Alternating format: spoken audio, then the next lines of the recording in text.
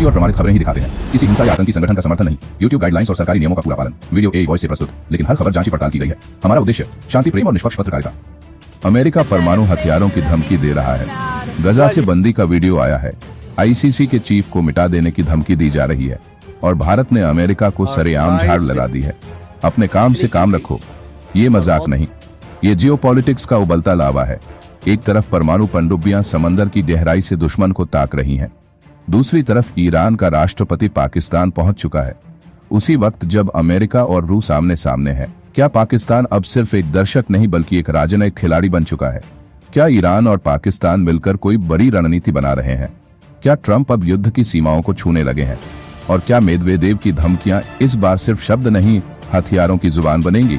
इस रिपोर्ट में आपके सामने है एक बहुस्तरीय टकराव की पूरी पटकथा, जो सिर्फ अखबारों में नहीं, अंतर्राष्ट्रीय संतुलन की नींव में हलचल मचा सकती है। आप देख रहे हैं ग्लोबल आवाज और मैं हूं आपका मेजबान अनीस अंसार। तो चलिए शुरू करते हैं खबरें विस्तार से। पहली बड़ी खबर, ट्रंप का न्यूक्लियर अलर्ट। डोनाल्ड ट्रंप ने एक धमाकेदार बयान में कहा, रूस के पूर्व राष्ट्रपति दिमित्री मेदवेदेव के भड़काऊ बयानों के बाद मैंने 2 परमाणु पनडुब्बियों को संबंधित क्षेत्रों में तैनात करने का आदेश दिया है। ये सिर्फ चेतावनी नहीं, सीधी कार्रवाई है।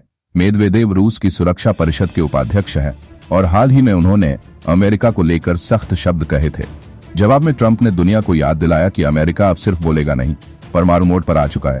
ट्रंप ने यह भी कहा, शब्दों के नतीजे होते हैं और उम्मीद है यह उन मामलों में से एक नहीं होगा।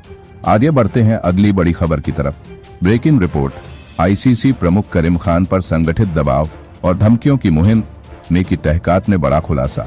पूरा मामला इंटरनेशनल क्रिमिनल कोर्ट ICC के चीफ प्रोसिक्यूटर करीम खान, जिन्होंने गजा और वेस्ट बैंक में कथित इजरायली युद्ध अपराधों को लेकर नेतन्याहू और योआव गैलेंट के खिलाफ गिरफ्तारी वारंट की मांग की थी, अब भारी दबाव, धमकियों और बदनामी अभियानों का सामना कर रहे हैं। मुख्य खुलासे, राजनीतिक धमकियां। ब्रिटेन के विदेश मंत्री डेविड कैमरन और अमेरिकी सीनेटर लिंडसे ग्राहम ने ICC को चेतावनी दी कि अगर मामले को आगे बढ़ाया गया तो फंडिंग रोकी जाएगी और प्रतिबंध लगाए जाएंगे। निजी धमकी, मई 2024 में ब्रिटिश इजरायली वकील निकोलस कॉफमैन ने करीम खान को खुद और ICC दोनों की तबाही की धमकी दी। जासूसी गतिविधि, रिपोर्ट में दावा किया गया है कि मोसाद एजेंट हेग ICC मुख्यालय में सक्रिय थे, जिससे सुरक्षा चिंताएं बढ़ी। चरित्र हनन, करीम खान पर यौन उत्पीड़न के आरोप तब सामने आए जब यह मामला तेज हुआ। खान ने आरोपों से इनकार किया है और संयुक्त राष्ट्र जांच जारी है। अंदरूनी साजिश, ICC के कुछ आंतरिक सूत्रों का कहना है कि कुछ स्टाफ सदस्य भी करीम खान की छवि बिगाड़ने में लगे हैं। अदालत का रुख, इन तमाम दबावों के बावजूद ICC के जजों ने गिरफ्तारी वारंट को रद्द करने से इनकार कर दिया। कानूनी प्रक्रिया पूरी, करीम खान ने केस तैयार करने से पहले प्रसिद्ध वकील अमल क्लूनी समेत अंतर्राष्ट्रीय विशेषज्ञों से सलाह ली थी। यह एक बहुपक्षीय हमला है, राजनीतिक, कानूनी और व्यक्तिगत स्तर पर, जिसका मकसद है ICC की साख को गिराना और न्याय प्रक्रिया को पटरी से उतारना। यह मामला अब सिर्फ इजराइल फिलिस्तीन का नहीं रहा, बल्कि अंतर्राष्ट्रीय न्याय व्यवस्था की विश्वसनीयता पर सीधा हमला बन गया है। ब्रेकिंग, अल-कसम ब्रिगेड ने इजरायली बंदी एव्यातर डेविड का वीडियो जारी किया। वीडियो में दिखाया गया कि एव्यातर डेविड, जो गजा में हमास के कब्जे में है, रिहाई की उम्मीद लगाए बैठा था, लेकिन अब हालात बदल चुके हैं। अल-कसम ब्रिगेड का बयान, उसे उम्मीद थी कि कोई समझौता होगा और वह रिहा होगा, लेकिन कब्जा करने वाली सरकार इजराइल ने फैसला कर लिया है कि इन बंदियों को भूखा रखा जाएगा। वे वही खाते हैं जो हम खाते हैं, वही पीते हैं जो हम पीते हैं। इस वीडियो का संदेश साफ है, हमास यह दिखाना चाहता है कि बंदियों के हालात इजरायली नीतियों के कारण खराब हो रहे हैं, न कि उनके। रूस से संबंधों को लेकर अमेरिकी दबाव पर भारत का सख्त जवाब। विदेश मंत्रालय का आधिकारिक बयान, रूस भारत संबंध मजबूत और स्थिर है और इसमें किसी तीसरे पक्ष की कोई भूमिका नहीं है। जब अमेरिका ने भारत पर रूस से तेल खरीद को लेकर दबाव बनाया, तब भारत ने साफ शब्दों में जवाब दिया, हम अपनी विदेश नीति खुद तय करते हैं। अनी की रिपोर्ट के अनुसार भारतीय रिफाइनरियां ट्रंप के बयान के बावजूद रूस से तेल की खरीद जारी रखे हुए हैं। भारत का सीधा संदेश वाशिंगटन को, अपने काम से काम रखो, हमारे मामलों में टांग अड़ाने की कोशिश मत करो।